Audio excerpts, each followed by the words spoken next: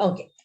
Hello, ladies and gentlemen. Hello, Goda. Welcome to this session, and thank you so much for agreeing to do this session.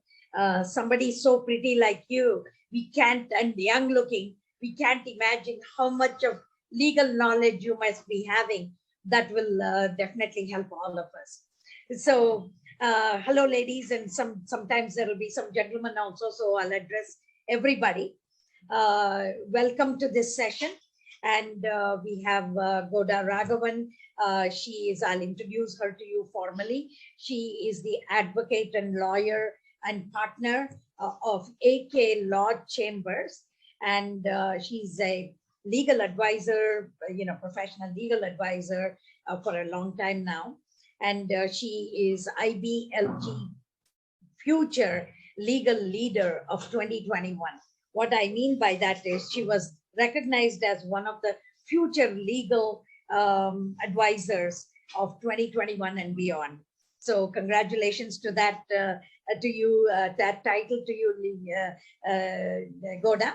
And she deals with private equity and joint ventures. That is great. And mergers and acquisitions. That's more like her specialty. But I'm sure she's going to help you and me with some of the simple legal issues we will ever overcome.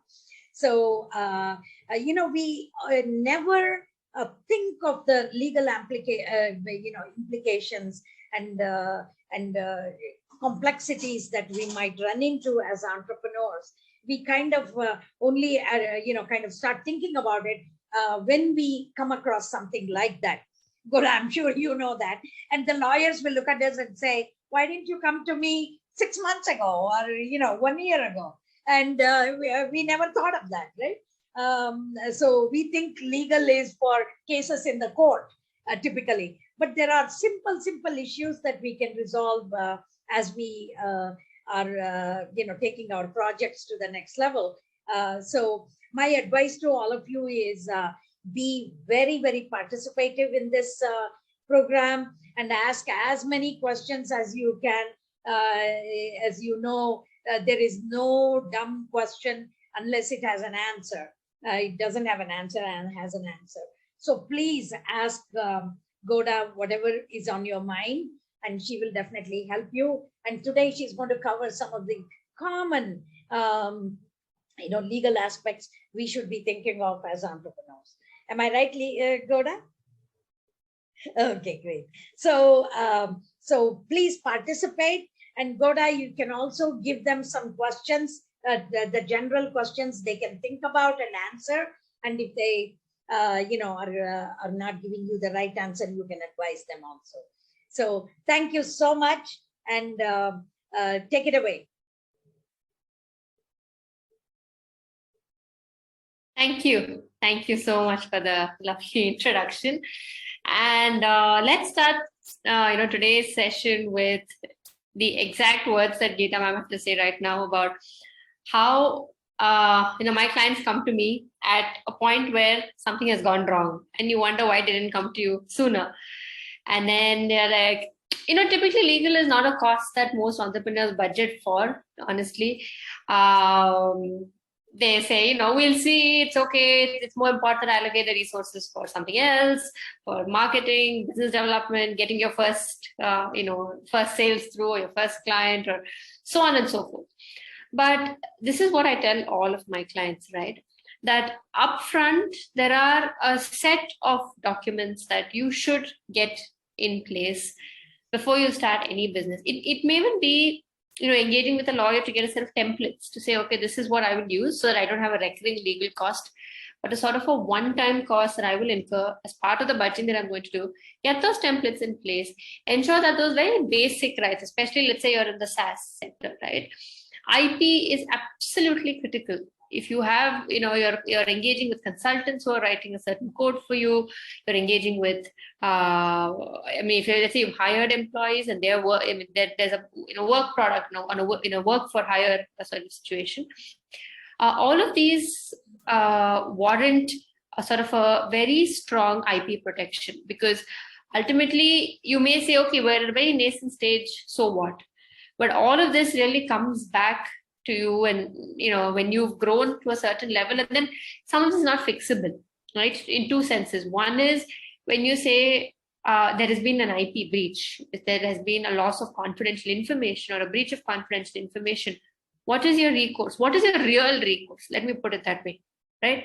A simple NDA could have really protected your rights. A very simple document that says all the IP in that particular source code belongs to the company or belongs to this so-and-so entity, which is all that is required in writing. But because we did not do that, or we did not plan for it upfront, or we did not seek the advice to do so, we are then left in a situation where one of your employees or one of the consultants has started a competing business, and you have a little or a far-fetched recourse. So some of you may even take a step forward and say, okay, but let's say how easy or difficult is it in the Indian environment to enforce the NDA, right? So there are two aspects to this. One is to say, well, how long is it actually going to take to enforce the NDA? What is my effective rights? And we've seen courts, very frequently enforcing NDAs and, providing the injunction upfront to stop that particular business or to even compensate monetarily for the breach.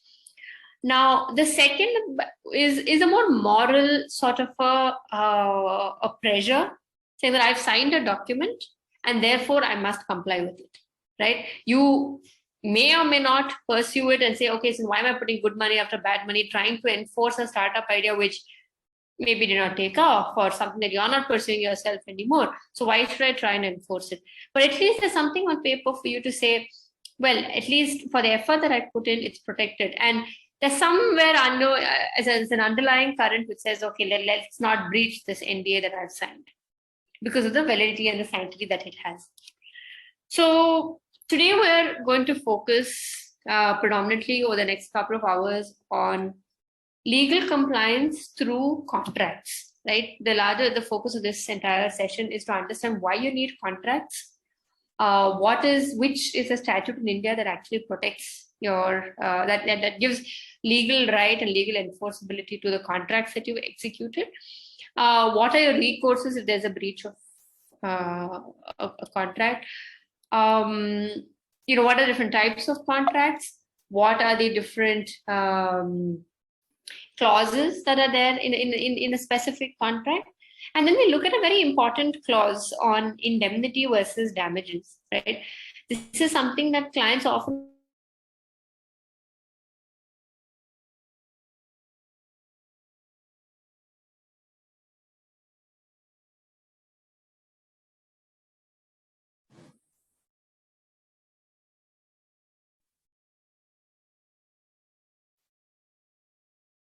I think we've lost Goda.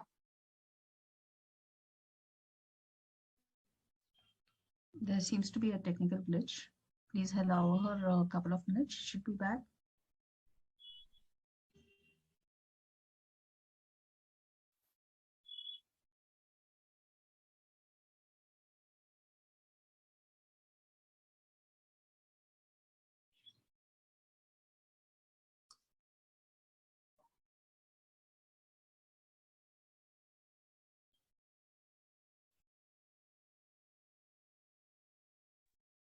Hi, sorry, I think I got disconnected.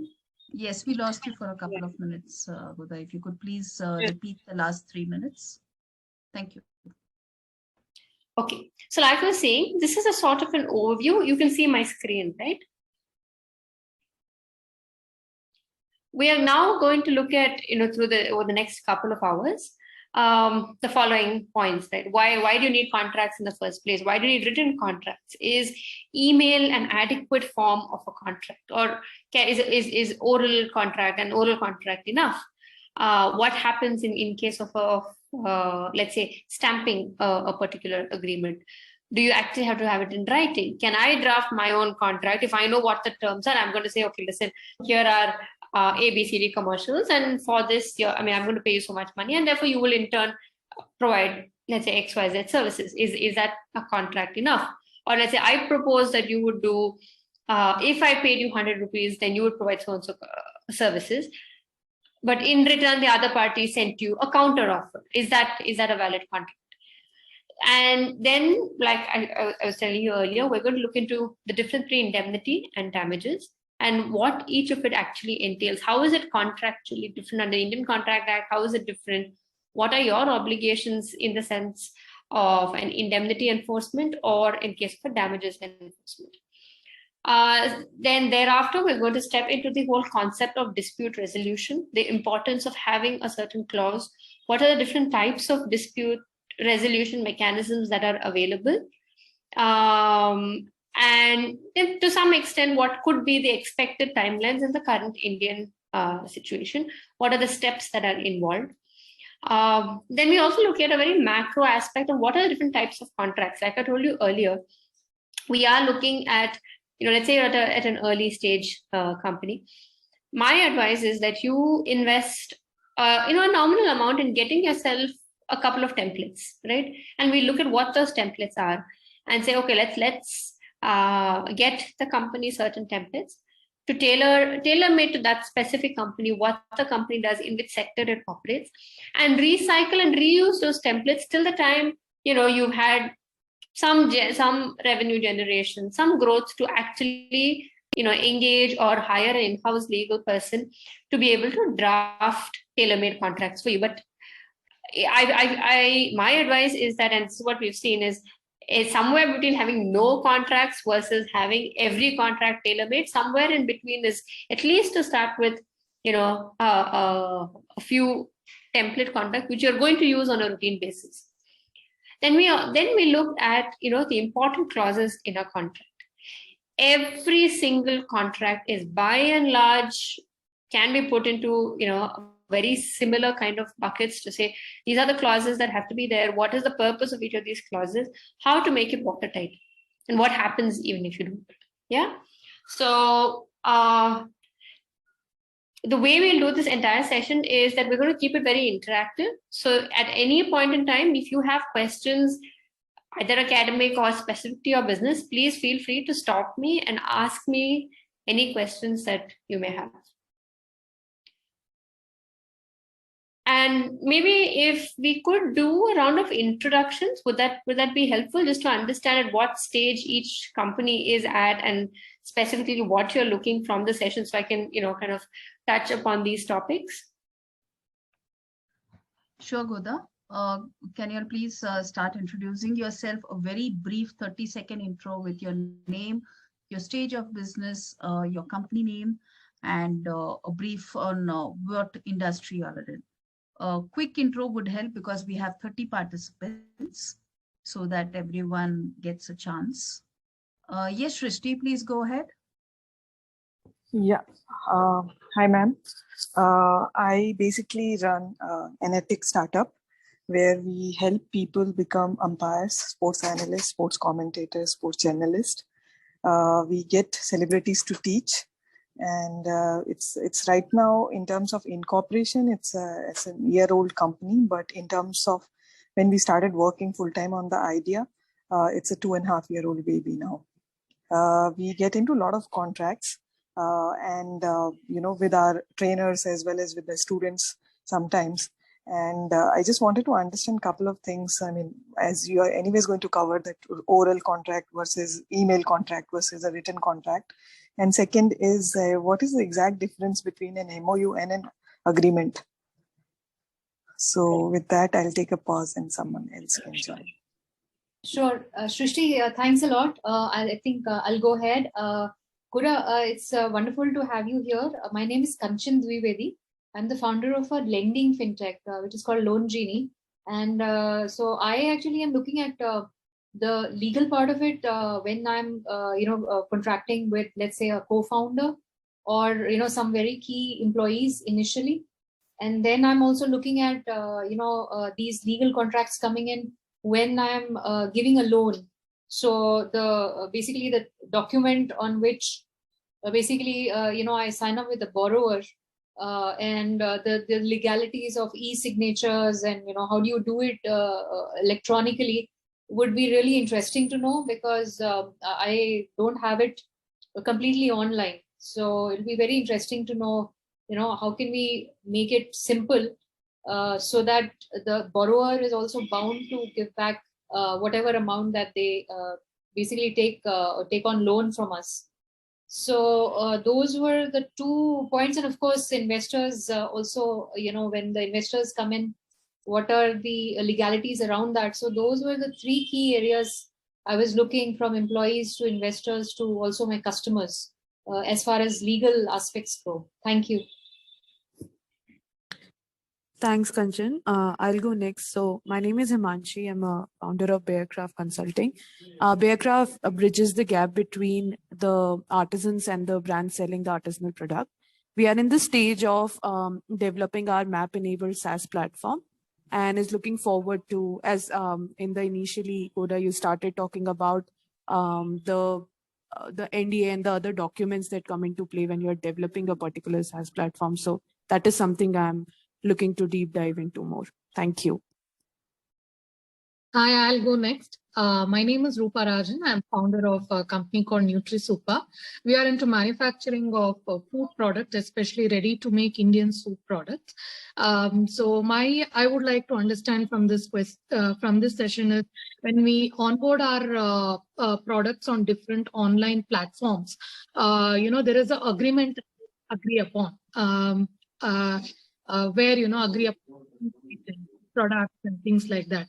So there is always an agreement which comes from the aggregator end. What kind of an agreement that a product development company like us have, who are also into servicing and retailing of the products on these platforms? Thank you. Yeah. Hi, Goda. I'm Swati. Thanks. Sorry, did I interrupt? Had you finished your introduction? I'm completed, Ma. Please. Oh, sorry. Yeah, Thank you. Yeah. Hi. Good afternoon. My name is Swati. I run an analytics startup. So it's an extension of software services, really. So I have a lot of questions where the legal compliances are concerned. To be very honest. So starting off with what exactly do I trademark and so on. But my main problem, or the guidance that I'm seeking for, is the concept of copyright in my area. So whatever intellectual property I have is the code that I produce. So the business idea is never mine. So I just automate the business idea. Now, how do I copyright the code or the intellectual property that I have? Can I do that? And do I have to do that in various countries and so on? So the copywriting issue is something that I'm looking guidance for. Thank you. Thank you.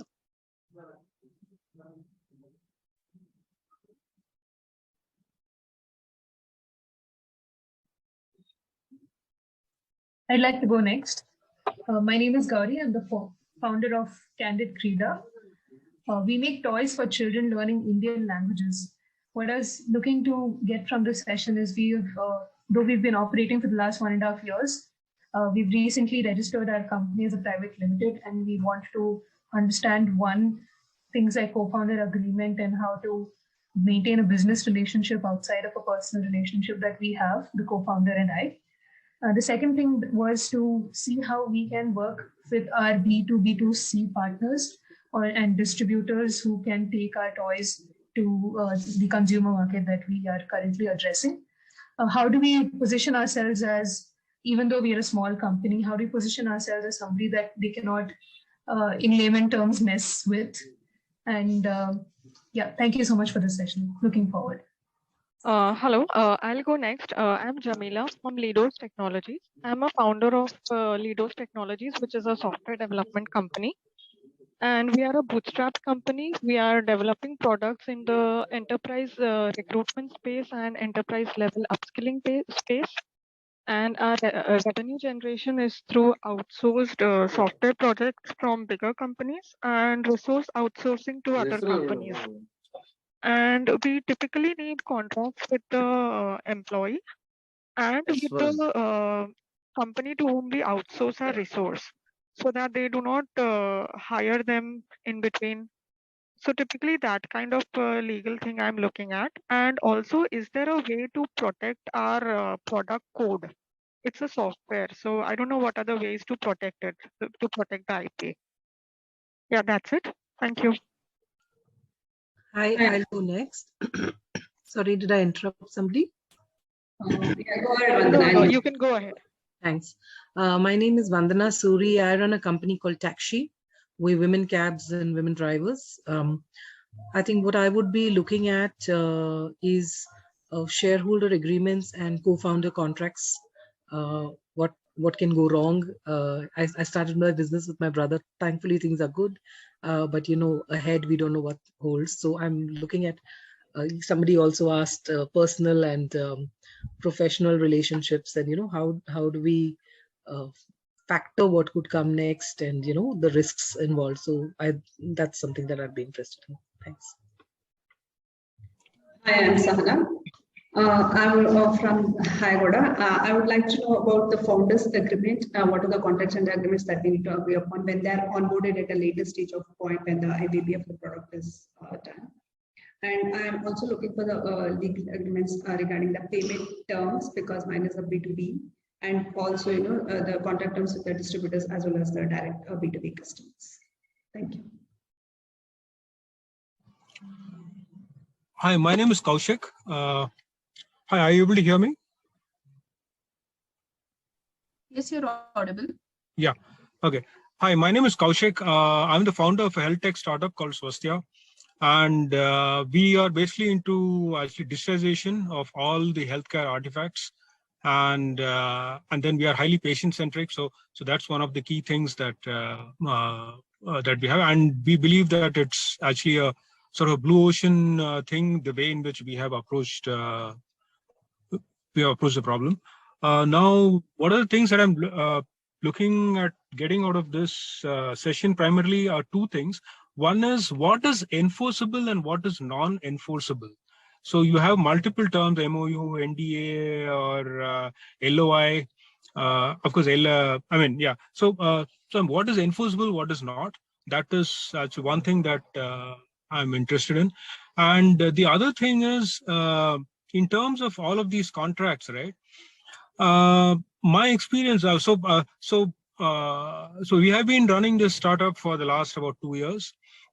And what I find is that people want, especially in the healthcare sector, they want free trials for a month or 2 months or so. And in those scenarios, when I show a contract and say, hey, let's get this signed, then that generally throws most of the customers off guard, saying, you're a startup and you're suddenly coming to us with all these contracts. So that's the problem that I'm trying to grapple with. Of how do we get them to start with? So at least if we are actually sort of big and established, then it's a different story altogether. So yeah, thank you.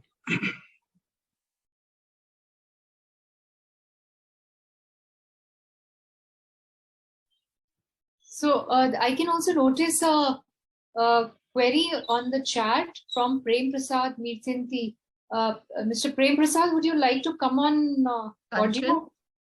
Kanchan, sorry Yeah. to interrupt Yeah. you. Let the intros be over. We will take questions in a while.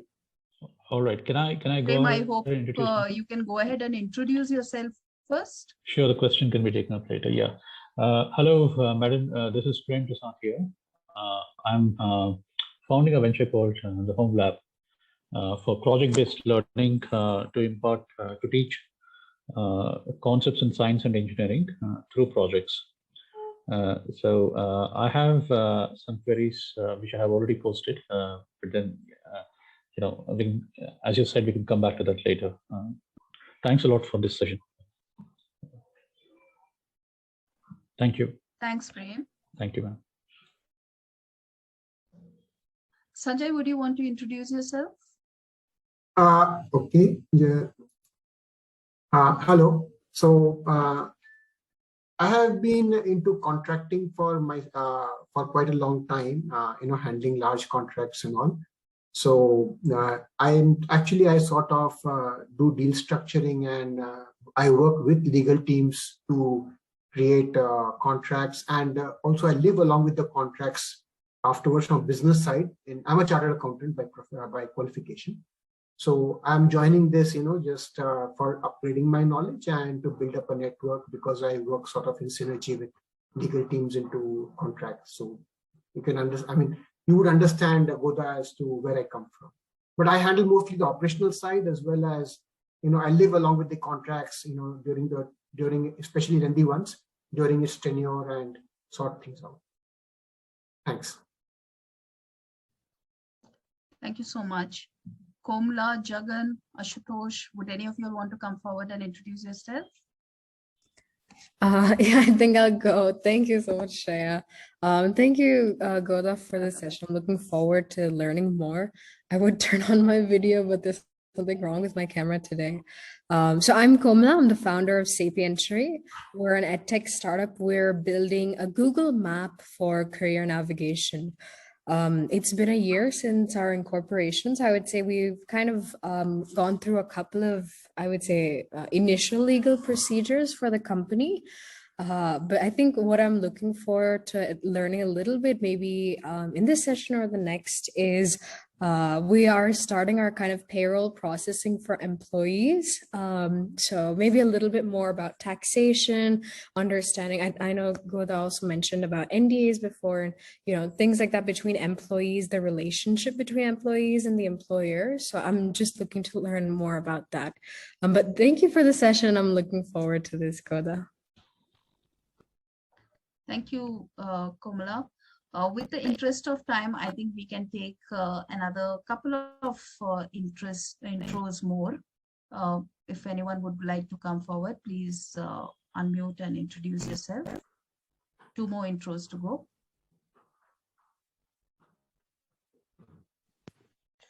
Yeah. Dr. Rebecca.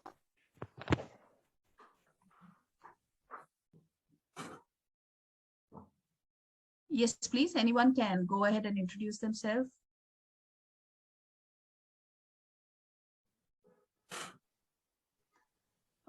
Okay, Goda, I think we can start the session. Sorry, yeah, this is Danya here. I'll just introduce myself briefly. Yes, please. I come from a design background, and I have been running my own business for 16 years now, and I'm on my second venture. Quite enthusiastically and young, and a few things I realized over the years we'd not thought about, and which is not going well right now for me, is one, we didn't look at co-founder agreement, exit policy, what happens when somebody retires, what happens when somebody wants to exit. So a lot of it was on trust, and those questions I still don't have answers for. As I'm starting my the second venture, I'm conscious of these. And one more thing looking at is contracts with consultants. And we work on a lot of design and development. And there is, when somebody is working with you on a product, and with so much social media happening right now, everybody's excited. They want to, as soon as they start working on something, even if they're working for another company, they want to start displaying it. So what is it that, where do we, draw the boundaries? Do we agree, like after a certain period of time, look at, my end customer and protect their rights also? So these are just some questions in mind. And of course, IP, keeping a paper track of, when we're doing the designs, like for the date track to prove that, that those are authentic and we created it. So those kind of things. Yes. Thank you, Goda.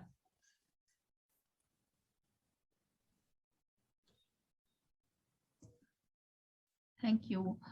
Goda, can we please start the session?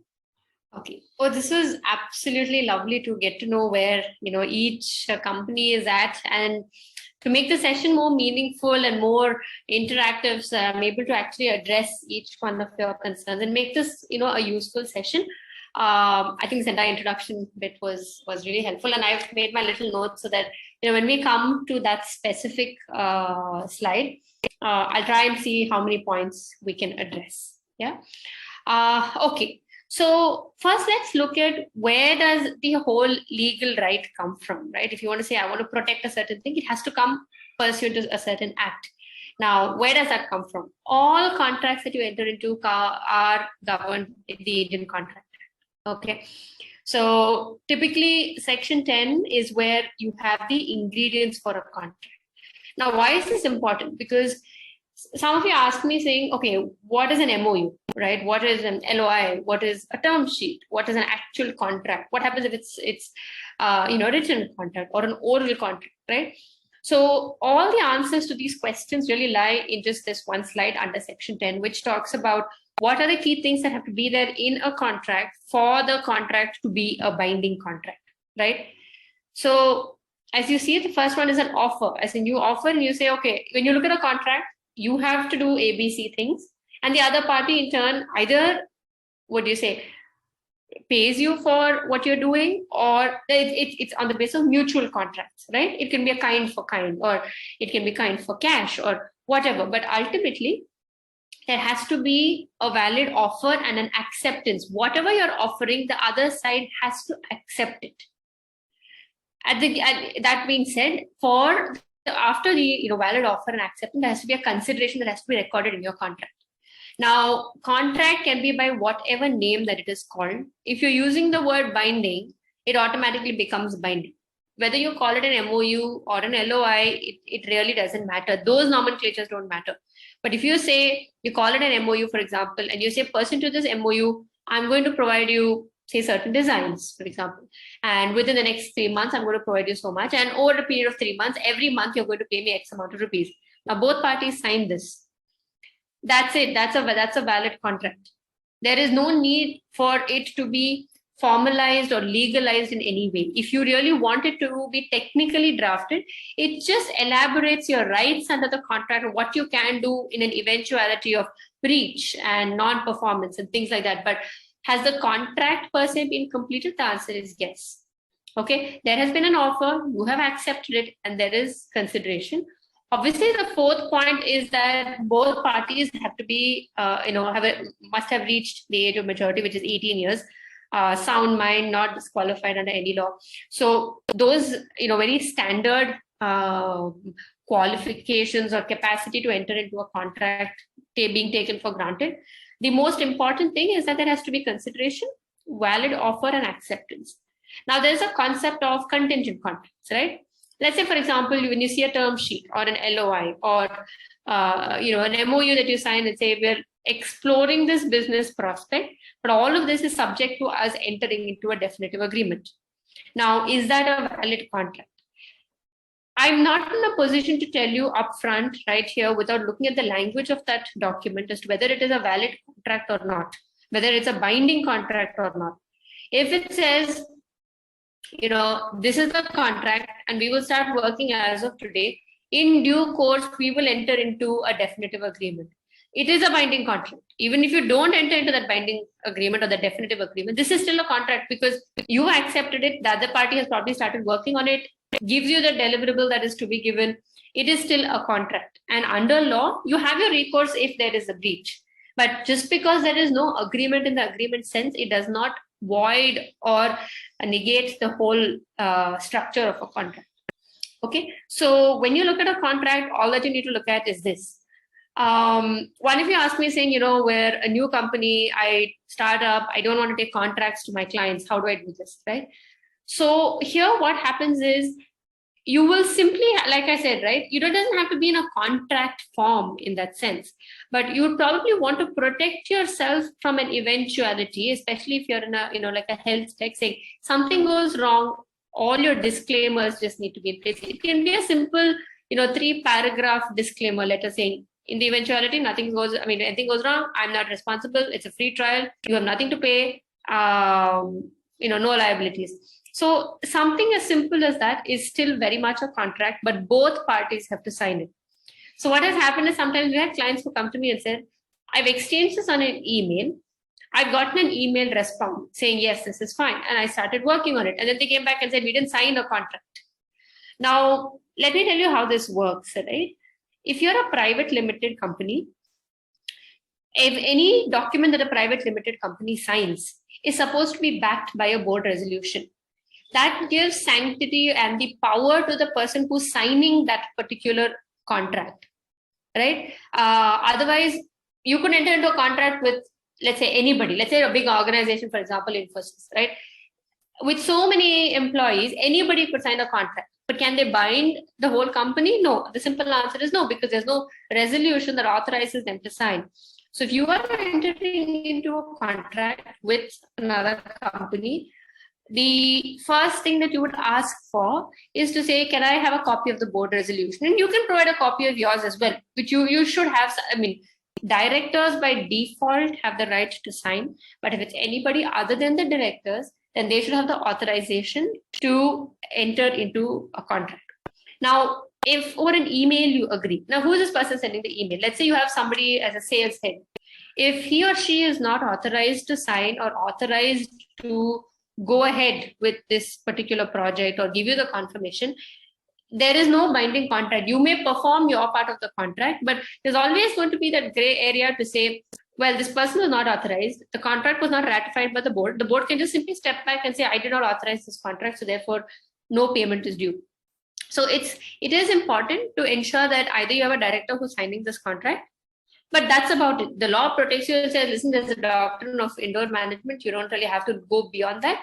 But just to ensure, no further hassle, because end of the day, enforcing legal rights is expensive. So you can only do that little bit of check. You can't really go and say, okay, do you actually have the board meeting? Do you actually have the resolution? Who signed it? Has it been validly passed? No, that's not your responsibility. But just to protect yourself and safeguard yourself up front, you could say, okay, if I'm entering into a contract with a company, I have a board resolution with the name of the person who's signing this particular contract. The contract, again, need not necessarily be in a specific legal format. The minute you see an offer, the exact same offer that you have given, let's say, for example, you say, I'm going to provide this service over a period of 1 year. They reply back saying, not over 1 year, but I need this in 6 months. Then it's a counter offer. That's not an acceptance until you accept it, because what they are coming back with is an offer, and you have to accept it, right? And after the offer and acceptance, there has to be consideration. And like I said, it need not necessarily be monetary consideration. It could just be a simple thing like mutual promises, right? We put in a very simple language saying mutual promises being adequate consideration. Parties hereby agree to be bound by the following terms and conditions. And then you have A, B, C, D that lists out specifically what your obligations are. That's really the most important part of any contract or any agreement to be called so, and the nomenclature per se does not matter.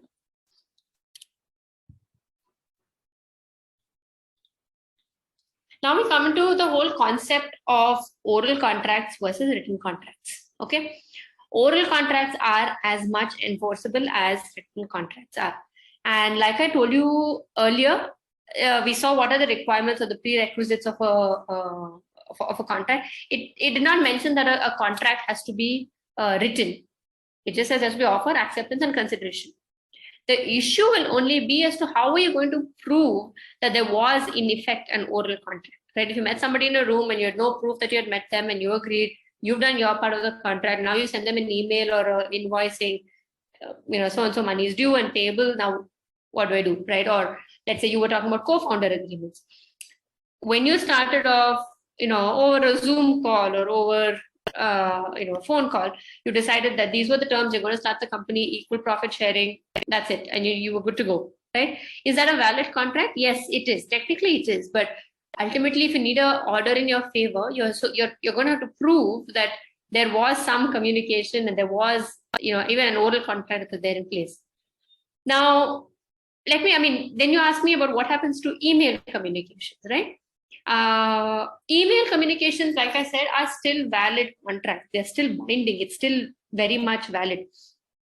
When you send an email and you ask for certain, what do you say?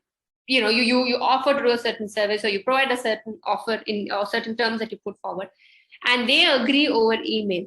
That email by itself is valid proof, and it is an enforceable contract. Many times what we see is contracts are to a large extent amended by, contracts are amended through emails, right? You enter into a contract, then you exchange an email saying, Okay, it was not for 1 year, but I'm extending it now for another 1 year. Typically, you should do an addendum or an amendment by another agreement, and I'll come to that as to why that needs to be done that way. But if you agree over email and the person is authorized on the other side to actually send that email to you, it is a valid, contract itself or an amendment to a contract. And in large contracts and long-term contracts, especially like tender processes and all of that, email communications play a very, very big role.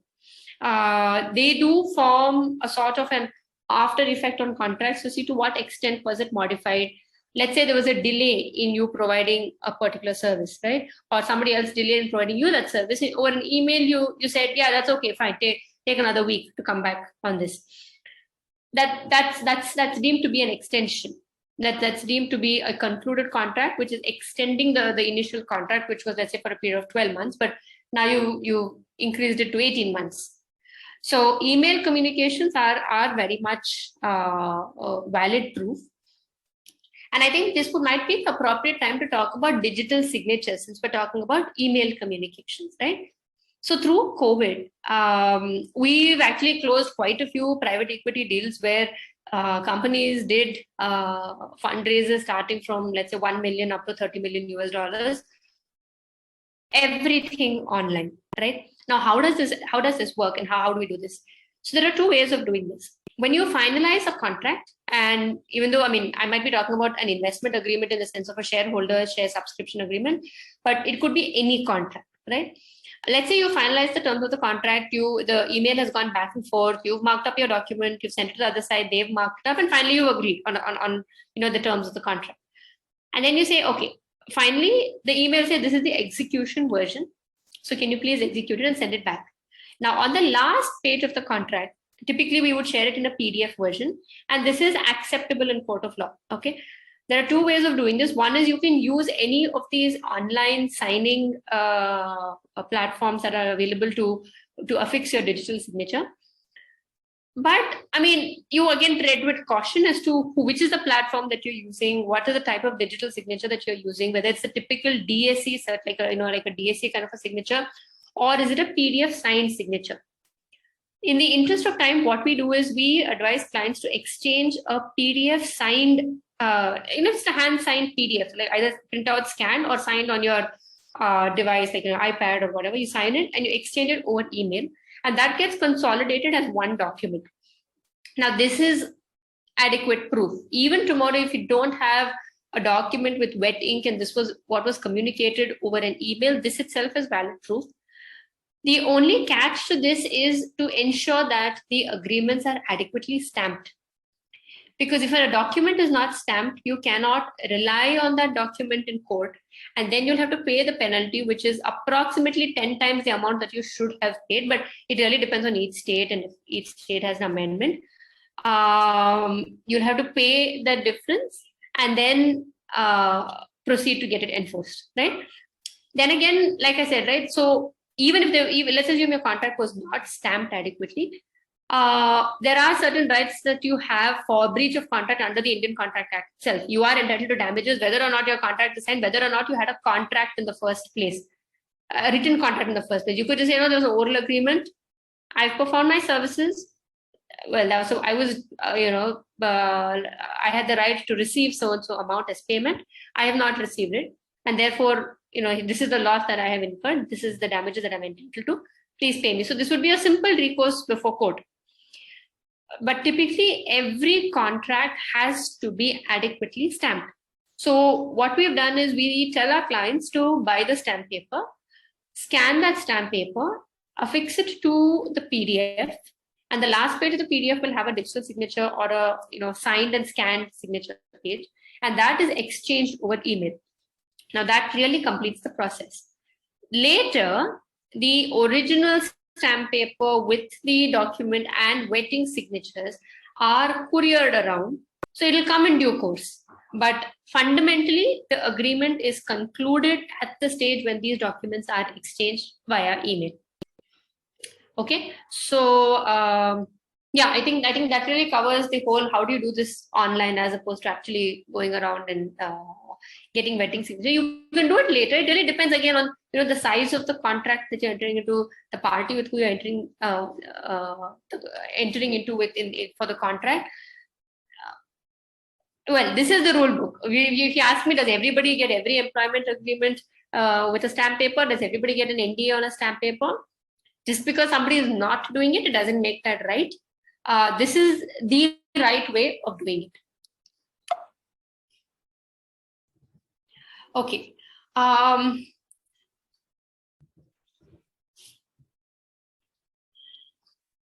Before I come to this liquidity versus damages, I thought we'll just look at the typical types of contracts that that are there, and what are the standard template contracts that I would advise for a startup to keep, and how this is important, right? So first, let's start with the founders agreement. The typical founders agreement is when you have co-founders who are coming together to start a particular company. What would a founders agreement entail, right? As somebody said rightly, saying, what happens if you get into a dispute? Two co-founders can't really kind of toe the same line, or maybe the interests have changed. Somebody says, no, I think I should continue with this, but the other co-founder is no longer interested or no longer wants to continue with this certain business idea, or for whatever reason wants to leave the company. So the 2 or 3 typical concepts that are covered in a founder agreement is, one is your shareholding split. What is your percentage of shares versus what is their percentage of shares?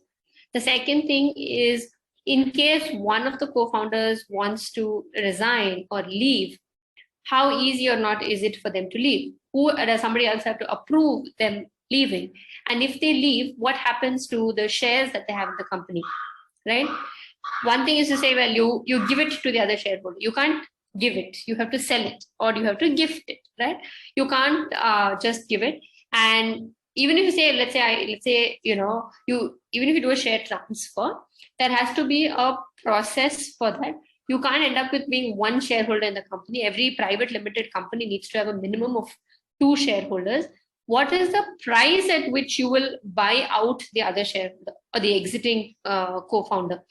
So these are all the clauses which are there in a founders agreement. Upfront, I feel that, there is a thought process to say, should I really spend money on getting a co-founders agreement upfront when we have not even started the whole business? Should I not be allocating my resources to getting the business up and running as opposed to having a founders agreement? Because if founders can't really see eye to eye, I think the very fundamental trust and the base of this business itself is broken. I don't really agree or subscribe to that thought process. A simple founders agreement, which could be 8 to 10 pages, which just talks about how to handle the shares of the co-founders when they decide to leave. They could be leaving either for cause meaning it could be something as, let's say, a simple breach, something as grave as fraud or embellishment or embezzlement or something like that, or a simple resignation, right? Any of this could be cause, and what happens in such a situation? What do you do with their shares? We could do, workout. We've seen a simple way of working this out to say you will sell it to the continuing shareholder at face value or at par, which is say 10 rupees face value, you will sell it and leave. So you cannot leave the company within, let's say, the next 3 years. And if you do, then you will sell the shares to me because I'm the continuing shareholder at face value. So that makes things very clear. So when they're leaving, it's not that they ask for more money or they say, oh, I've contributed so much more, but you're not giving me my money's worth, so on and so forth. The other thing that we've now been seeing, especially over the last 6 months, is maybe 4 to 6 months, is when investors come in and they see that the co-founders are not really siblings or spouses or family in that sense, close family in that sense. They insist on having a founders agreement, because if the founders end up in a dispute, it's actually the investor who has to lose, right? They don't want to be dragged into a dispute situation with their money stuck in the company and suddenly the promoters are all just withdrawing from the company. So they insist that you have a founders agreement in a way that between the founders, You guys figure out what you want to do with your shares, who can leave, how they can leave, what they want to do. And then the investor will come in with their own terms, which is different and independent and irrespective of what you have agreed in the founders agreement. So your template clause in that template contract in that sense would be a founders agreement. The second would be a service contract. Okay, service contract is typically where either you're giving a service or you're receiving a service. Now, like why I mentioned that this should be a template is because it works both ways. Even if you're giving the service or you're receiving the service, you just have to change your name as to whether you're the service receiver or the service provider, and that's that. I mean that contract pretty much stands good. And with every contract that you enter into where you are, I mean, the service could also be sales, right? You just change it from services to goods, and you by and large use the same contract. Commercials will change. So what templates usually carry is they'll say that service would mean as defined in Annexure A. Now service could very well be replaced with goods, or it could say as provided in each purchase order or each work order. So you have a master service agreement or a master sales agreement, and that will cover every purchase order or work order that is being placed under that. If it is a client with who you have recurring businesses with. The next one is a supplier contract. Supplier is very similar to a service contract where you are supplying goods, but in this case, like I told you, these are interchangeable contracts. So it's effectively one of the contracts that you should keep irrespective of which sector you're operating in. The third type of contract is the employment or the consultant contract. Whether it's an employment, whether you're hiring somebody full-time or part-time, contract labor or consultant, all of these forms of engagements are broadly covered under very similar looking contracts. All of this will say when your start date is, what the role of the employee or the consultant is going to be, what is their non-compete, non-solicit obligations, how do you terminate the contract? Either the company can terminate it, or if they want to resign, then what are the terms for resigning? Can you resign into the notice period? Can you pay salary in lieu of notice? So on and so forth.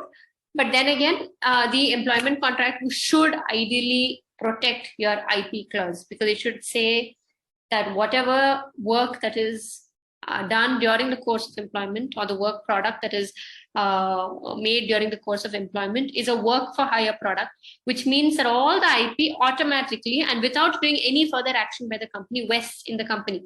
So if you have an employee, or you, let's say, hired somebody to write a code for you, or write an app for you, for example, all the IP in that automatically vests in you. You don't need a copyright registration as such. That's what. So unlike a trademark, okay, let me pause here for a moment and let me give you a small difference in the different IP rights that are available. But I'm not going to dwell too deep into the whole IP part of it, because I think that will take up way too much time and out of the scope of this webinar per se. But because a couple of you asked, how do I protect IP? So maybe this would be the time to talk about it, and also, in one of the contracts that I've mentioned below. So in the IP clause, right, a trademark requires registration. Now, what is a trademark? Like, for example, Swiggy is a trademark, Uber is a trademark, Zomato is a trademark. All of these are trademarks, and they necessarily have to be registered. What happens if you don't register and somebody else, let's say, uses the same Zomato and changes the Z to, let's say, a Y, right? Can Zomato go to court tomorrow and say, I don't have a Zomato registration, but somebody else is using, say, Yomato, which is very similar in the same area of business? What is the right that you have? So under the Trademark Act, you have the right or the protection against passing off. So if somebody is trying to use your brand name and pass off as you, okay, the simple test is the court will say, if you're a common man and you're looking at both of these trademarks, would I get confused? If the answer is yes, that's it. You've gotten your order, right? But it doesn't happen that easily in court. It takes that time. There's an initial stage where you could pray for an injunction saying, okay, initially stop the competitor's business or the violator's business till the time the whole case goes on and ultimately we get some kind of a relief. But trademark definitely requires a registration. It's not a very cumbersome process. Any trademark agent should be able to get it for you for a certain fee. There's a government fee. If you're a startup registered entity, then it's, I think, about 4,500 if I'm not wrong, and double of that if you're not a startup registered entity. With the trademark registration, you'll get a certificate. That's proof that you have the trademark registration. Now, copyright does not require a registration per se. You could do it, but the act says that the minute you have a copyright registration, the minute you draw something, for example, it's yours. You write a source code, the copyright in that source code already belongs to you. There's no protection per se, right? I've had people who've asked me saying, okay, listen, I have a business idea. How do I protect this? You can't protect a business idea, okay? I mean, there are so many people in the cab hailing space. We were talking about Uber, right? It's not that you could have prevented an Ola from coming in or, a Rapido from coming in.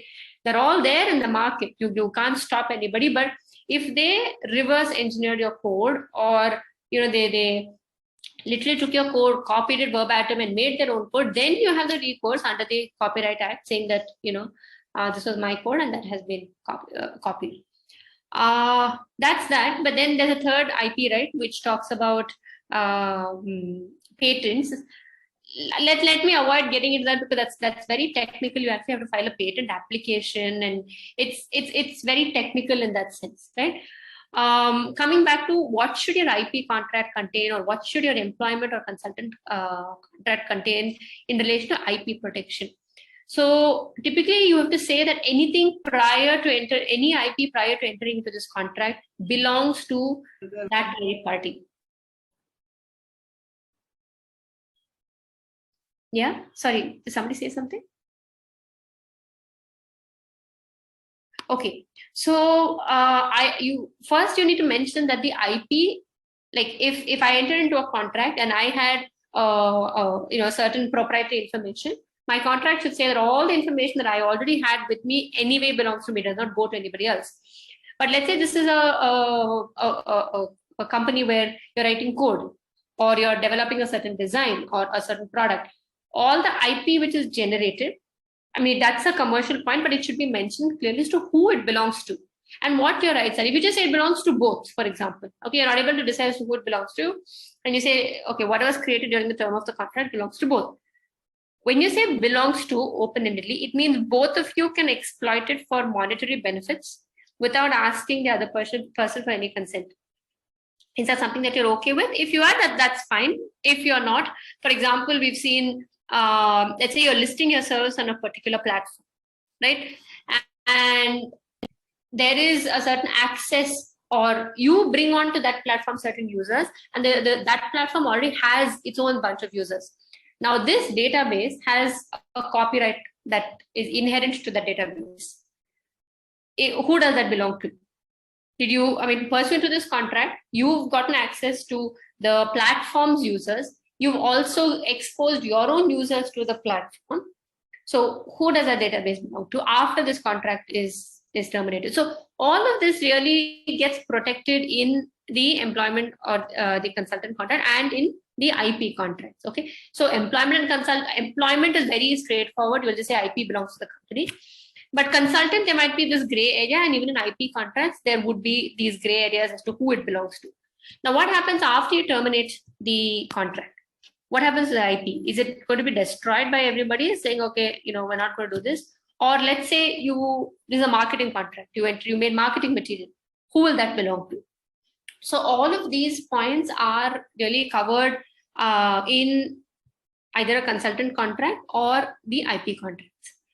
The next type of contract that we're looking at is the franchise or the agency contract. This is a very typical contract that is also very company specific. You may or may not have this type of a business model. But the reason why I've put it here is because the IP in a franchise model is very, very important. If you had, let's say you were the owner of, let's say McDonald's, right? McDonald's, and they say, okay, we're going to have a franchise model, and as a franchisee, you can use the name.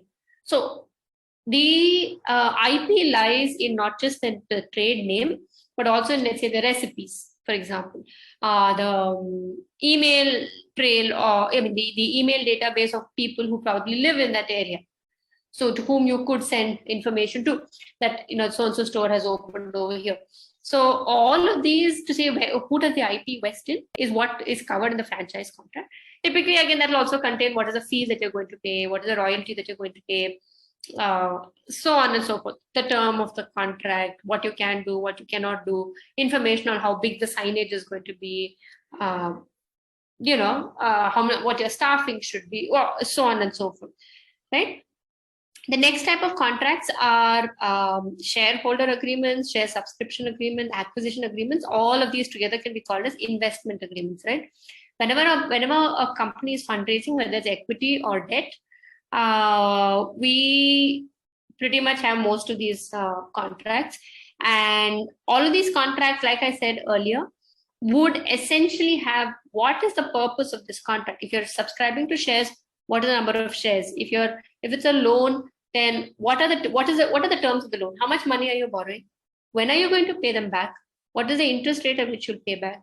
If there is a default, then what happens? Is there a security? If there is a security, when can they invoke that security? Is there any personal guarantee that is being given? Because sometimes what we see is indemnities, especially in shareholders agreements, are given by company and promoter. Now, what does that mean?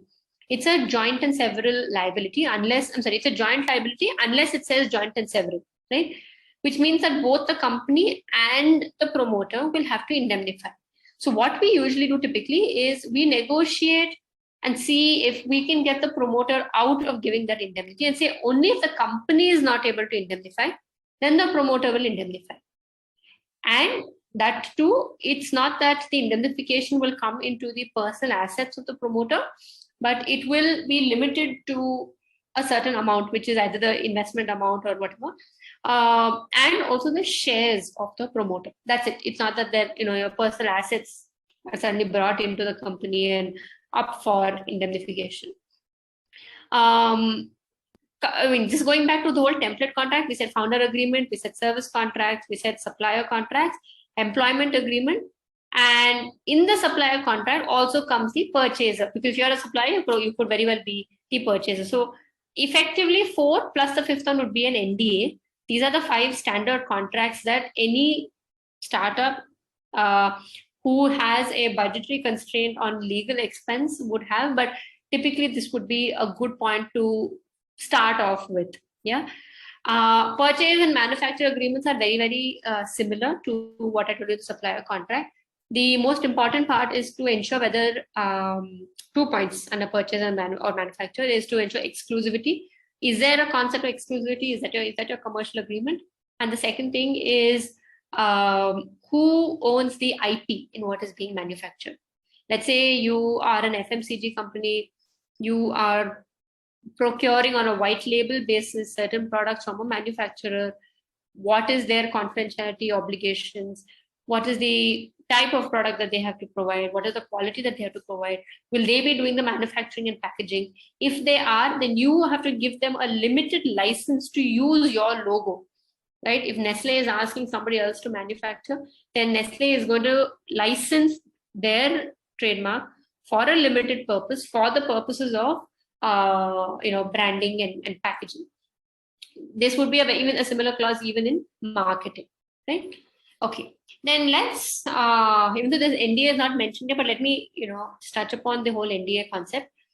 NDA, very simply, any NDA is very evenly poised. It's not a one-sided NDA. You would say that if you are disclosing any proprietary information and the other side is also disclosing to you, whether in writing or otherwise, any proprietary information, then it should not be disclosed. That's it. It's that simple. It'll be like a 2 or a 3-page standard NDA with your routine clauses, which talks about if you do, then which court has jurisdiction, the fact that you cannot during the term of the NDA, and what happens after the term. Like how long do you have to keep it confidential, or do you have to destroy all the information you gave immediately? Or after 3 years, it doesn't matter. You can go ahead and engage with somebody else in a similar sector. So the non-disclosure sometimes also carries a non-compete clause, because if the two companies or the two entities that are discussing are dangerously close in the competing space, then you would be very cautious in disclosing your proprietary information and in securing the proprietary information that has been shared.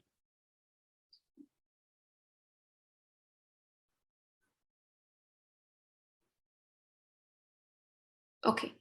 So, like I said, all of these contracts that we've discussed so far, they all have, just because this is not a very technical session, I might be generalizing this a little more than it is, but because this is not a technical session and at some point you would need a lawyer to look at it to understand exactly what the law is as on that day, what is enforceable, what is not. As somebody asked me, right, saying, in a contract, how much can you enforce? How much can you not enforce, right? So, well, I can give you a list of, a very general list of things that people make you sign or you ask people to sign that may or may not be enforced. So everybody knows that it is or it is not enforceable, but we still do it, right? I can give you that, but I'm going to keep this whole types of clauses very, very generic. And we're going to see what are the clauses that are going to be there in the contract. If somebody else sent you a draft, right, and you don't really want to ask a lawyer to review it, but you're going to say, okay, listen, let me look at it myself, for the initial period. So what is it that you need to look at? Every contract should first have the scope of the agreement. What is the purpose of this agreement? Why am I entering into this agreement? Just to explain to the reader, tomorrow in case there's any ambiguity, understand that these contracts are going to be looked at by a third party who's either an arbitrator or who's going to be the court. So what was the purpose of this? Is it a supply agreement? Is it an employment? Is it an agency? Is a service agreement? When you say a service, what is the type of service that you're providing? Just generally the scope of the agreement. The next clause should be the specific obligations of each party, right? What is it that you're going to provide? What is it that you are expected to receive? And for that, what is it that you're going to pay? Right, this will come under the payment terms. Now, the obligations can simply be in a schedule. I've seen certain marketing contracts, for example, which say, for the leads generated on the platform, we will pay 20%. Right? Now, it doesn't say what 20% it is. We don't know what the meaning of the word leads in legal sense means. Right? Understand that there is somebody who's not been part of your negotiations, who's probably not from the industry, who's going to be reading this contract. So when you say leads, how are you going to quantify it? Right? But like I said, right, everything is not always black and white. There is a sense of gray, but you should know that this is the list. You know that there is a gray. You know that it's possible to say, okay, well, I gave you 10 leads. Somebody said, listen, I sent you a dashboard screenshot as I gave you 10 leads. But you somehow in your mind thought it was going to be 1,000, but there was this 10. And they said, no, I gave you 10. No, for 10, you pay me 20%. You should be okay with this if you think you're okay with it. There's nothing wrong or right about it. It's just that you're aware that if you're using generic terms, these terms are generic. How does one quantify open-ended words like this? Okay. So specific obligations are extremely crucial. Representations and warranties is where I told you, right? Saying, how do you know that somebody has the power to sign this contract? So typical reps and warranties will say, I have the power to enter into this agreement. I have the necessary corporate authorizations to enter into this agreement, or that the IP in this particular product belongs to me. These are the very standard reps and warranties that we see. If let's say it's a share purchase agreement, you will say that the title of the shares really belongs to me. I have not encumbered or pledged these shares anywhere else. I have the right to sell it. There is no, there's no other agreement which prevents me from entering into this contract. Things like that. Those are the standard reps and warranties that really differ from one contract to another. But some reps and warranties can be mutual in the sense that both parties give the same rep and warranty. Some could be very specific. Okay. Let's say you are entering into a contract for, let's say, a contract labor agreement, right?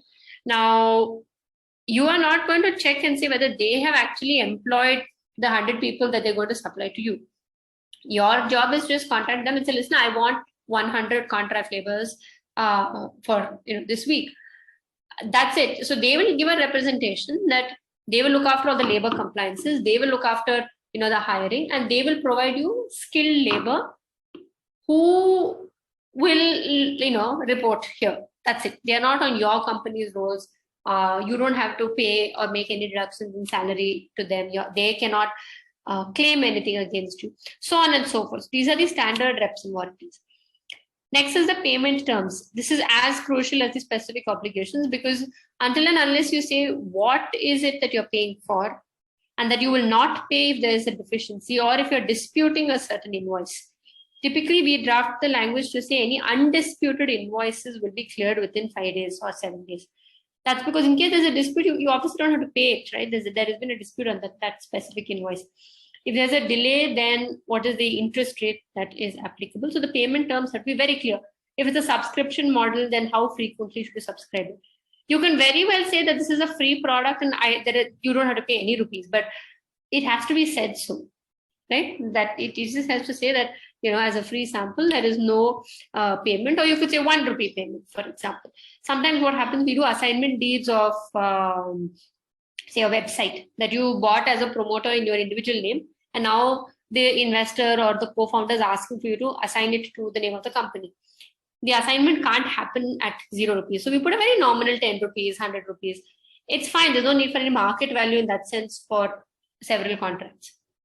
Okay, then the term of the contract is, employment contracts are obviously open-ended, but you could even keep service contracts which are open-ended, which later on stem into purchase orders saying, this is my master service agreement, and under that there are going to be purchase orders.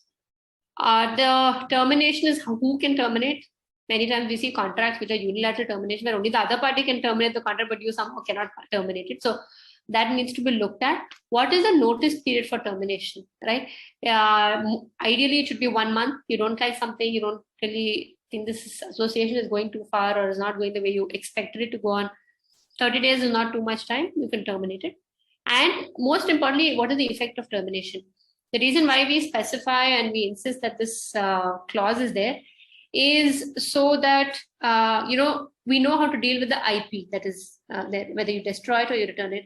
Or let's say it's a super stockist contract, for example, who is not really buying your products, but they're just stocking it for you and they're keeping in their, or let's say a warehousing agreement, for example. They have your products, but if you terminate the contract, they have to give back your products to you, right? Or you tell them that what you've taken is entirely yours and you will just pay us for whatever is left, right? So that the effect of termination has to be there. Next is the indemnity clause. And like I said, I'll come to the indemnity when we talk about indemnity versus damages. It's very important to have an indemnity clause in every contract, because indemnity is not a contractual right. I'm sorry, it's not a statutory right. It is a contractual right. If you don't have an indemnity clause in your contract, you cannot claim indemnity. You will only have the right to claim damages. The next clause is a limitation on liability, which is nowadays becoming very important, and we see it in almost every contract, where we say, okay, well, things may go wrong, things may not go the way we want it to. There may be some indemnity claims that could arise, but we'd like to know what is our exposure, and therefore we put a limit on the liability. Typically, the limitation would be the upper limit or the outer limit of the fees that either has been received or will be received during the term of the contract, so on and so forth. Now, what happens in a limitation of liability is we exclude or we carve out things like, say, fraud, right? If there has been an action of fraud by, let's say, in a co-founder's situation, there has been an activity of fraud. What happens in that case? You can't obviously have a limitation on liability saying it's limited to the money that I've put into this company. Then it becomes open-ended. There's a personal liability. The consequences are the consequences, right? Then, the next important clause is dispute resolution. Let me touch upon that at this slide. And in another slide that we're going to talk about for dispute resolution. You can pick and choose depending on the type of contract and who you're getting into a contract with, and decide which is the type of dispute resolution that would suit your business and would suit your convenience, right? the point of entering into a agreement is to ensure that you can effectively, enforce your rights. And if the jurisdiction is, let's say you're a Bangalore-based company with a jurisdiction in Delhi, and you have no base in Delhi, what are you going to, how are you going to go to court in Delhi and enforce your rights? It's not something that's practical, right? So what we do is, and let's say the other party is based in Delhi, for example. They have obviously a clear advantage because they are based over there. Their expenses and the cost for enforcement is going to be that much lesser. So we negotiate this out to see either, usually most parties don't agree to the same city as where only one party is situated. They would say either a neutral venue, or if both are, let's say, Bangalore based, then they're okay with Bangalore being the venue for the dispute resolution. The last and the typical boilerplate clause, which talks about, in case of notice, who will you give notices to? There's no partnership or an agency or an employer-employee relationship that's being created, especially in contracts like, say, service or manufacturer, supplier, things like that. Then we talk about a release clause saying that there is no claim against each other except under this contract, or upon termination there will be no further claims.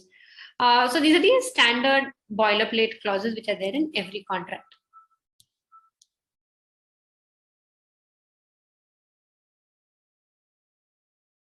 Okay. Under dispute resolution, right? The first step that we advise is to mediate, right? Now, what is mediation? Mediation is basically trying to reconcile your differences without actually going to court. You yourself volunteer and sign up for mediation. Today mediation is now becoming a very important tool because of the time and cost involved in litigation. So there are several mediation centers or organizations that help with mediation. And they, either you yourself can sit across the table with the other party, arrive at a solution and say, okay, if your indemnity claim was, let's say, 1 crore, let's agree at, let's say, 50 lakhs and close it, because why spend everybody's time trying to go ahead with this whole effort and process of trying to arrive at logical conclusion, and that's it. Let's move on. So that's typically mediation. But if you arrive at a stage where you think, oh, listen, I'm not able to see eye to eye, there's no reason that's getting across, you can engage the services of a mediator who will help you see reason, put your point across, maybe communicate their point across to you, try and see how to resolve this without actually going to court. Right? There's nothing binding in a mediation in that sense. There is no, unless you enter into a settlement agreement at the end of it. But mediation is it's a more friendly, non-court-like setup way of trying to resolve your disputes. There's another form of dispute resolution which is now coming up, especially in the aggregator space, which is the online dispute resolution. And we've seen a lot of aggregator platforms employing the entire ODR option purely because there are user disputes, all right? For small value transactions, but high volume transactions, then ODR is a lot easier. They submit the documents, either there's an AI process or there's one person in the ODR organization who will determine as to who has to pay, who's right and who's not, or some form of a via media solution. So ODR really helps in low value transactions, but high volume transactions where you don't really want to get into a dispute with your user and say, no, you have to pay a service charge of, say, 30 rupees for this particular transaction, but you didn't pay, right? But let's say mediation phase. So what we do in a dispute clause is we first say that parties will amicably try and resolve the dispute for a period of 30 days. Now, if that doesn't happen, then you have two options. You can either choose to go down the litigation route, which is basically go to court, and your document will simply say that in case of disputes, courts in Bangalore will have exclusive jurisdiction. Exclusive jurisdiction means that you cannot approach any other court in any other place. Only the court in Bangalore will have the jurisdiction or the power to look at this particular dispute. And that is typically under a civil suit process. Okay. Again, like I said, I might be a bit generic over here because I don't want to make this too technical. If some of you are aware about the finer nitty-gritties, Please pardon my generalization. I'm just trying to ensure that I get the point across. Okay. So litigation is a process where you go to court and you say, okay, this is the contract. This is my service. This is the services that I've provided. As per the contract, they have to pay me, or I have received services, but they were deficient and therefore I have not paid X amount. That's the litigation process. Arbitration is like a court setup, but except that it's private, right? In the sense that you can do ad hoc. Both of you can decide who you want your arbitrator to be, and the agreement will say that it has to be an arbitral tribunal mutually appointed by the disputing parties. The order of the member, the tribunal member, will be binding on both parties. You have the option of 1 or 3 tribunal members. At the stage of the company at which I see this audience to be at, I would advise that you stick to 1 arbitrator and close it, because it is expensive, right? Each of them carry a day fees, counsel fees, the venue fees, so on and so forth. So all of these factors come into play, and therefore the cost goes up by that much. Sometimes we see contracts which are governed by SIAC, which is Singapore rules, and unless it's really high volume in that sense, and we like even in investment agreements, right? Let's say there's a share subscription agreement. There is no reason to put in SIAC until and unless the transaction value is so high.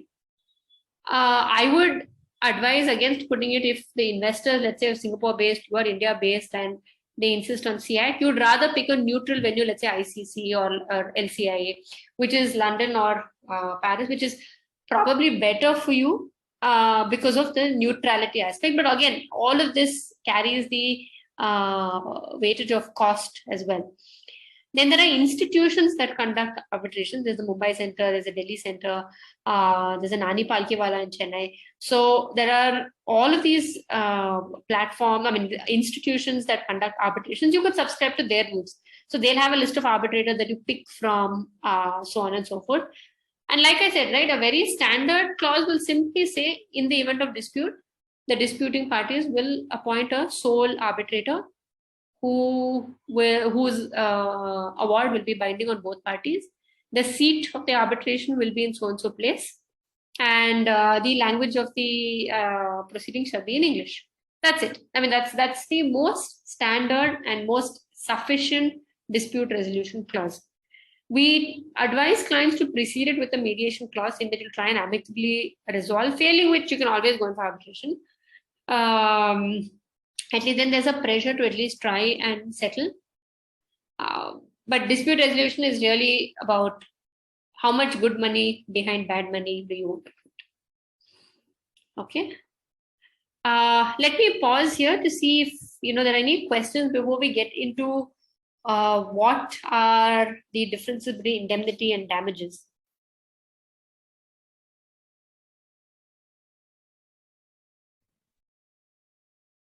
I would request the audience to please unmute and ask questions. Yeah, Shreya, actually there are some questions in the box. Maybe we want to take that so that, it's, what do you say? Yeah, just break the session a little bit.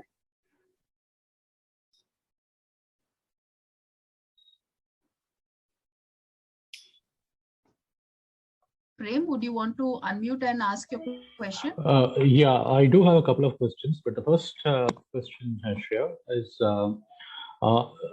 an accelerator that that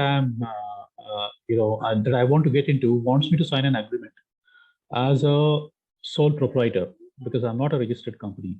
The thing is, I'm not even registered as a sole proprietor. Is it okay if I does it have any legal implications if I register myself as sole proprietor later?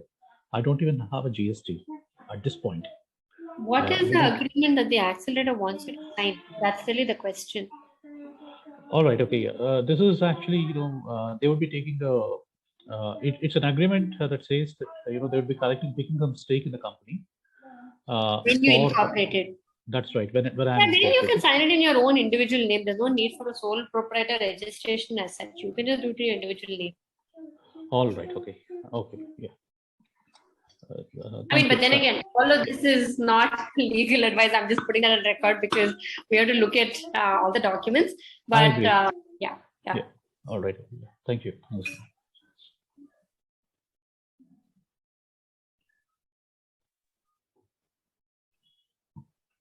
I have a couple of questions. So one is, ma'am, you spoke about the agreements to be stamped. There are a lot of stamp duty papers available, right? You meant about the stamp duty paper, right? Yeah. Yeah. So, ma'am, how should we pick up? Like when we call them, they ask for 50 rupees, 200 rupees, or some. So how should we pick up for what and like for employment agreement? Yeah. So are you based out of Karnataka? But let me tell you about Karnataka. Yeah. So in Karnataka, there's a Karnataka Stamp Act.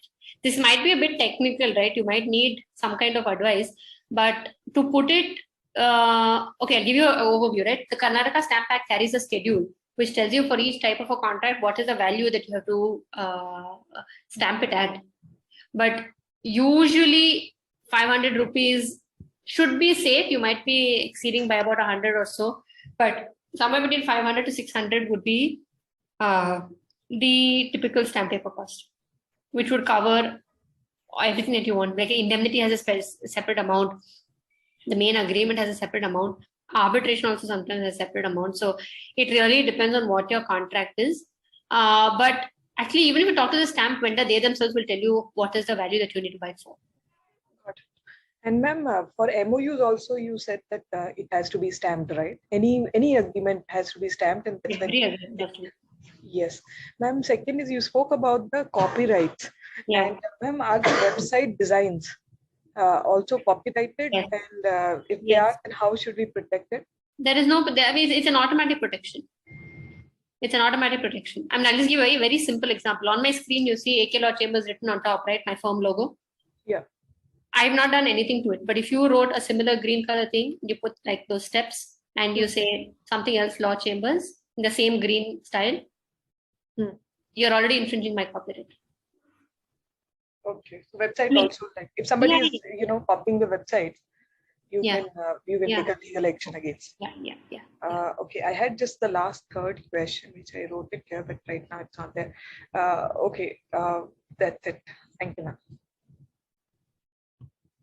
Yeah, so I think I'll take it on from here on the stamp paper questions. Guda, actually, I just wanted to also check with you. There's also an e-stamp paper facility which is made available to startups, basically companies in Karnataka.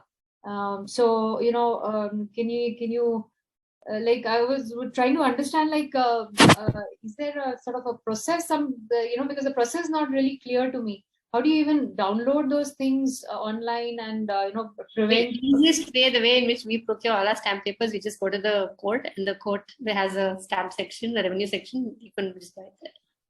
Right.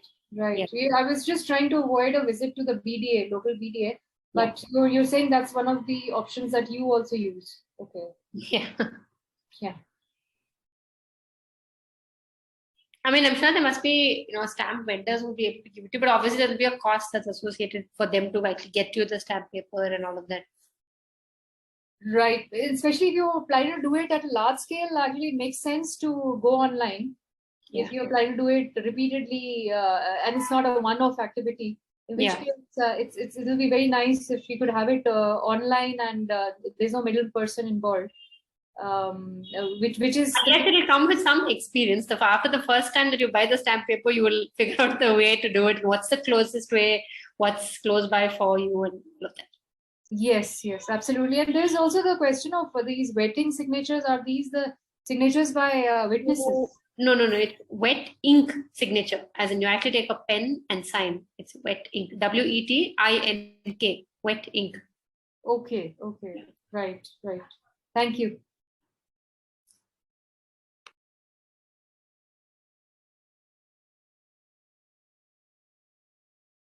Hello. Yeah.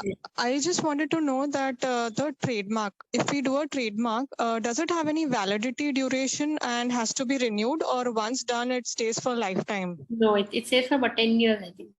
10 years. Hello? 10 years. Okay, sure. Thank you. Yeah.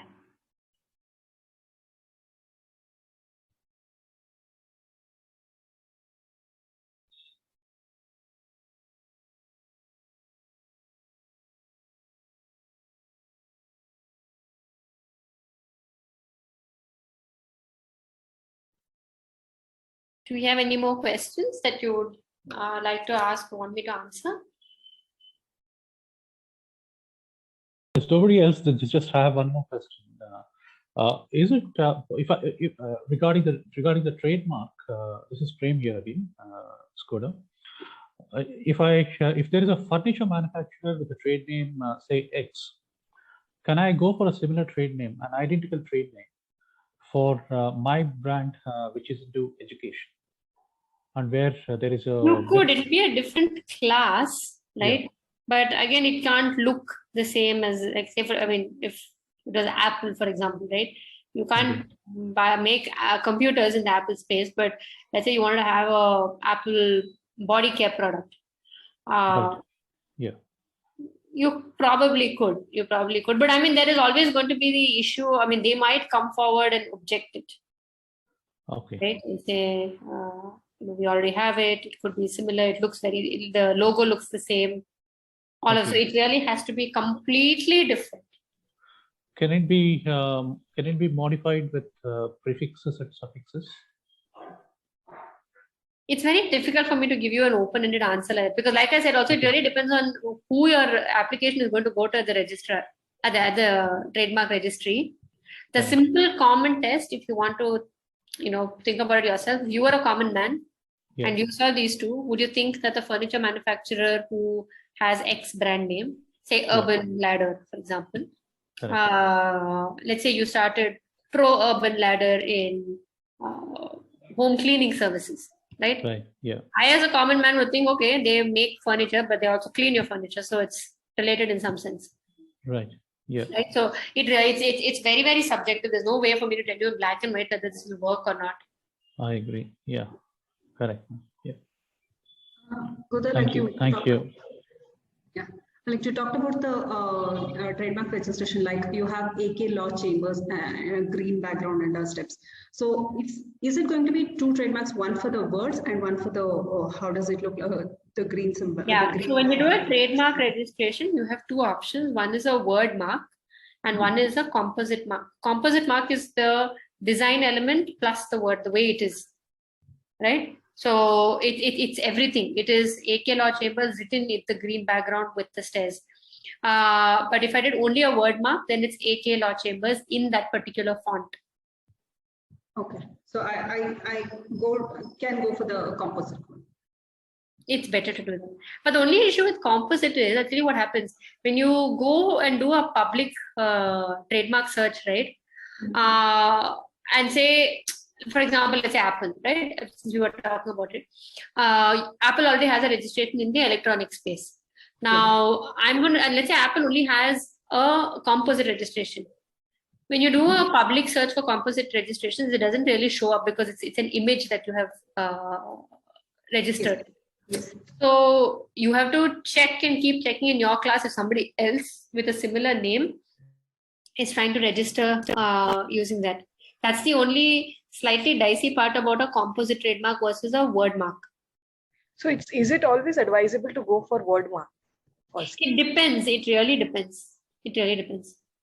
And it says for trademark registration, I mean, correct me if I'm wrong, the usage of that trademark in all our documents, be it PO or any of the documents, comes into picture only when there is a clash and we need to answer in the court or something like that, right? Sorry, repeat that question again. Like in case there is a clash or someone claims that they also have a similar thing, it is only then I need to provide a proof that I am using this from in all my documents. I mean, when I tried to register, it was there in the questionnaire, so I just wanted to confirm that. Yeah. Otherwise, no problem. I mean, if nobody questions you, you can, I don't know, you could use Infosys' name, no problem, and start your own tech company. I'm just saying, right? Okay. Yeah.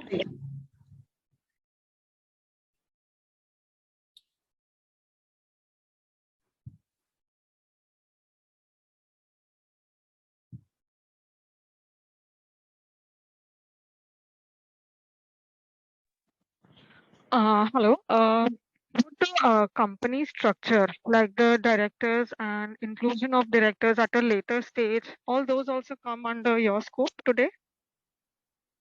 No, not really, because today what we're looking at is very general contracts per se, right? But if you have a specific question on that, I can address it, because the whole point of this whole session is to make it interactive and not really a monologue. So what is your question?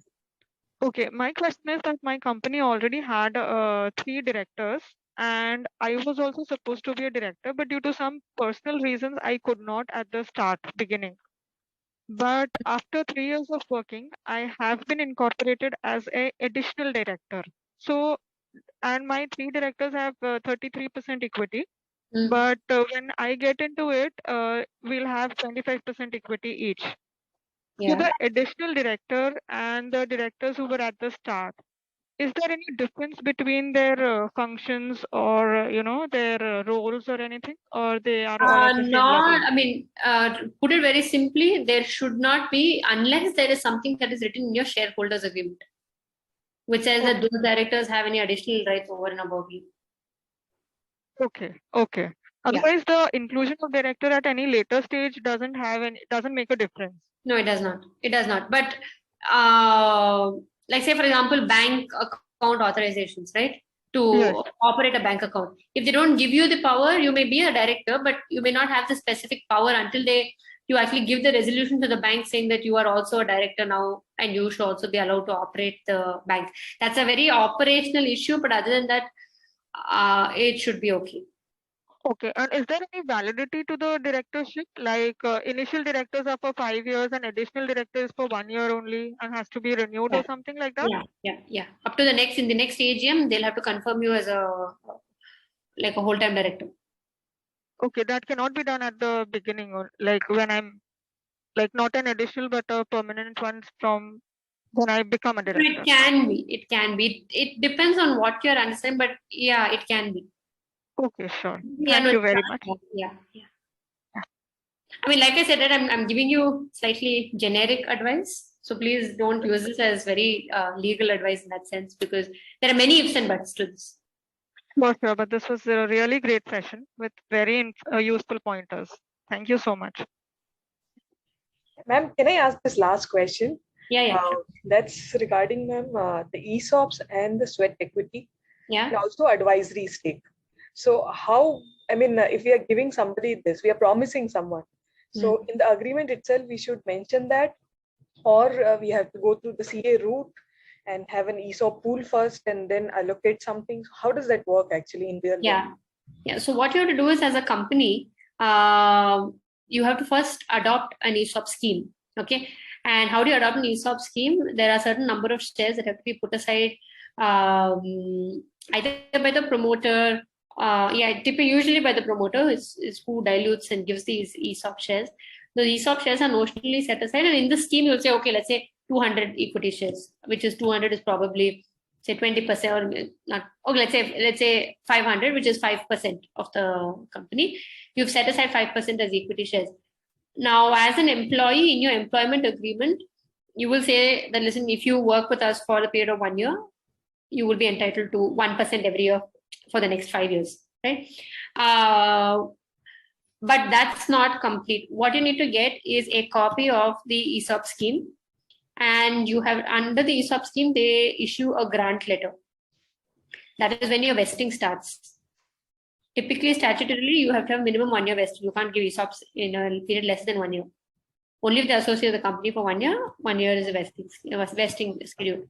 After that, they if they want, you can't give ESOPs for free. They have to buy the shares, but at a subsidized price, right? So you predetermine what is the price, then they buy the shares at that price, and then that's it. That's the option and the exercising of options.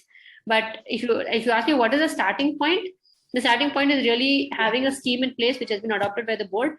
And thereafter, under this scheme, issuing a grant letter, which is separate and independent from your employment agreement. Got it. And about sweat equity, also the same thing. It goes from ESOP pool, is it? ESOP. Sweat equity also goes from ESOP pool itself, yes. And even advisories here, if we have some advisors who are like not working for the company, but they're helping us in getting contracts, and they're for us also. They are not ESOPs; those are straightforward shares, but shares issued in lieu. Shares issued for non-cash consideration. Okay, got it. That's not ESOP. Yeah, thank you, ma'am. Because ESOP is only for employees, not for consultants, advisors. Got it. The session has been really, really good.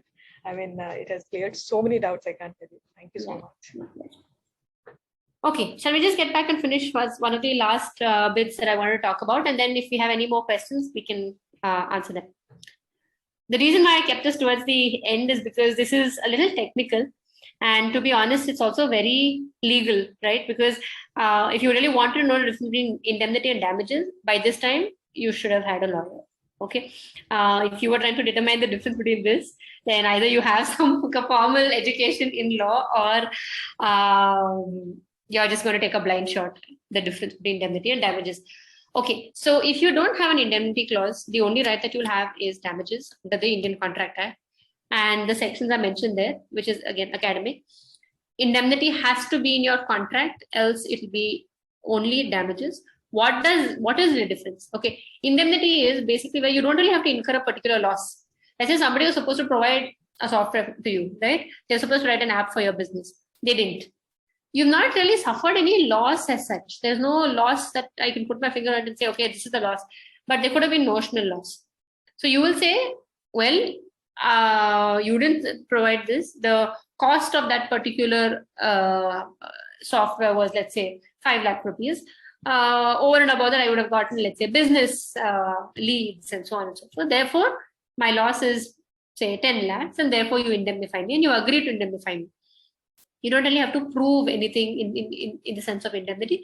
And I say, don't prove, it's not a clean slate. You can't just, just ask for sort of an indemnification.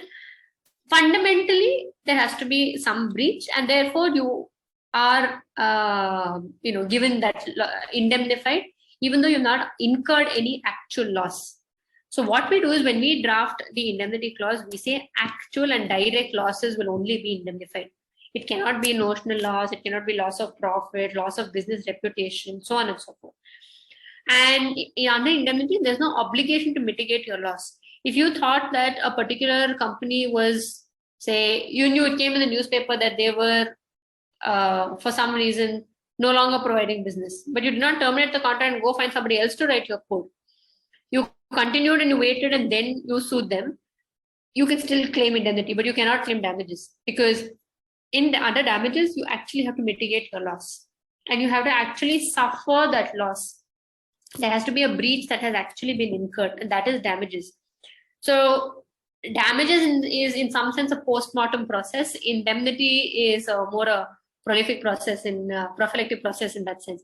You can avoid the loss that you could possibly incur under indemnity. Damages is where you have actually incurred that loss. So while you look at all the other terms of the contract, I think indemnity forms a very important clause. Your limitation on liability forms a very important part on the contract. And your dispute resolution clause, because what's the point of having a contract if you cannot enforce it, or if it's so difficult to enforce that there was no point in signing that contract at all in the first place. I think with that, we have covered everything that I wanted to say today. Yeah. Okay, so let's just do one round of last questions if you have any, and then we could probably wrap up. Yeah. Indemnity is one of the paragraph which is included in all the agreements on all the contracts. Right? Yes. Thank you.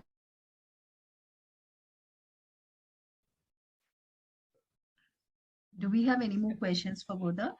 Hi, this is Danya here. So I have a question. So is there any, as a company director, and there are a lot of laws, right? Sometimes you don't have clarity in terms of what are the director's rights and what are not. What is linked to the shareholding and what is linked to the number of directors when it comes to signing of contracts and all that. And also, yes, so this is the main doubts that we have. And there are also rules like if you do not attend more than 2 meetings, then you can be cancelled as a director and all that. So where do I know this laws? The Companies Act. Okay, it's part of the Companies Act. That's a big book. So that's the Companies Act. Okay. No, but the thing is that it's very simple. You just have fiduciary duties towards the company as a director. Okay. What is fiduciary duty? Meaning that you need to, all your actions that you undertake needs to be in the interest of the company. And it needs to have been ratified by the board through a board resolution for especially things like contracts, or you can do a very generic ratification. Shareholder rights are very different from board director rights. Director rights are governance rights, right, where you actually run the business. Shareholder is where you own the business and you just sit around and watch the director run the business. But there are certain decisions that have to be taken only with majority consent of the shareholders. Let's say, for example, you're selling your majority part of your company. The directors cannot just sell away the company. The shareholders have to agree because it is their company at the end of the day. So to put it in a very, very easy sense for you to think about, director is just a manager of the company in that sense. Correct. It's just that for small business, directors and shareholders are usually the same, and very few number of directors, like you said.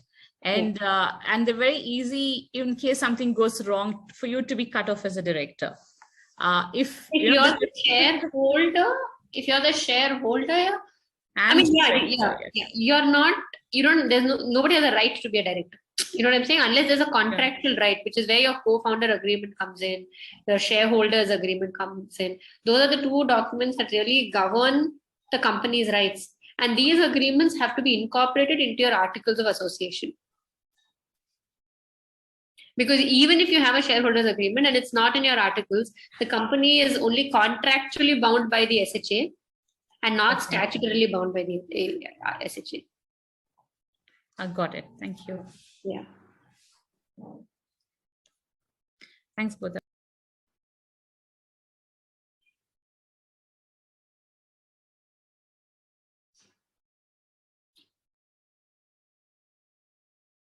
I think we're by and large done, Shreya.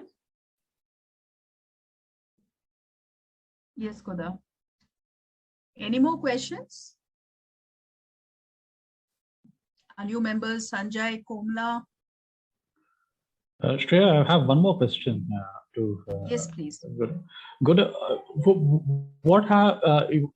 How can we? Is it possible to copyright educational content? Some specialized educational content, not everything.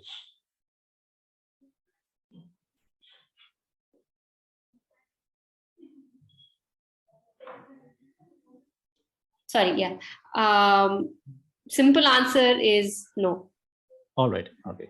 Yeah, I mean, I'm putting it very generically. Okay. But content by itself, like I said, right, it's a copyright protection. Correct. So if you wrote a content and you had, let's say, a textbook, just as an example, very simple example, you had a textbook. Yep. They cannot just verbatim copy your textbook. But if you told me that if you added chemical A and chemical B, it became chemical C, and that's already in public domain, but you wrote it in a more interesting way for a student to be able to observe it. Yeah. A plus B is C is anyway there in public domain. So what is it that you're trying to protect? In this case, we are protecting content that can actually lead to creation of proper functional products. Could be. Even then, you do have a copyright protection there. That there's no doubt in that. You do have a copyright protection, but there is no other exclusive protection in that sense that you could claim. All right. Correct. Thank you.